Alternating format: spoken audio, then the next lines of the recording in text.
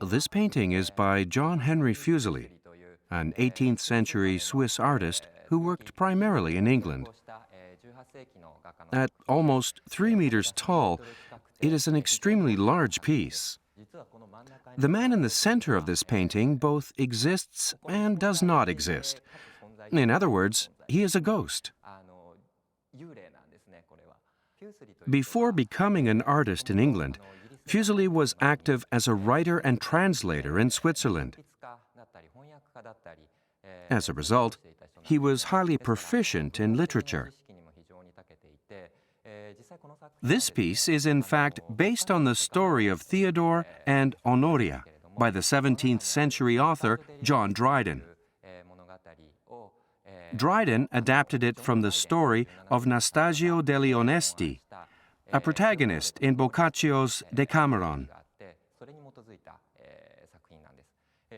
This is Theodore, and this is Honoria. The ghost here is in fact a man who, like Theodore, had been in love with Honoria. However, the love was unrequited, driving the man to suicide. The man then materializes as a ghost and kills her out of revenge. Here, the woman may be moments from death, on the verge of being killed, or even on her last dying breath. Regardless, she is trying to flee from the ghost. Seeing this, Theodore is at his wit's end in shock. Such is the structure of the painting. It can't necessarily be said that the gestures here are depicted realistically.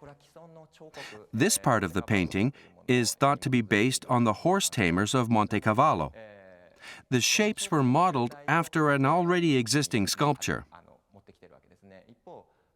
Meanwhile, the shape of the female figure was likely taken from one of Michelangelo's works.